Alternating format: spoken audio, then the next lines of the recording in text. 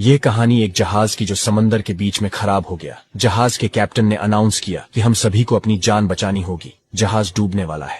Life boat पर चढ़ने की लोगों में होड़ लग गई। एक के बाद एक लोग अपनी जान बचाते हुए वहां से निकल रहे थे। आखिरी में एक लाइफ बोट बची थी, लेकिन जाने वाले दो थे, पति और पत्नी। पति ने अपनी पत्नी को वहीं जहाज पर धक्का दिया और खुद कूद गया। जहाज डूब गया और डूबते हुए जब वह महिला डूब रही थी समंदर में तो चिल्लाई, अपने पति से कुछ कहने लगी। सोचिए उसने क्या कहा होगा। उसने कहा था, हमारी संतान का ख्याल रखना।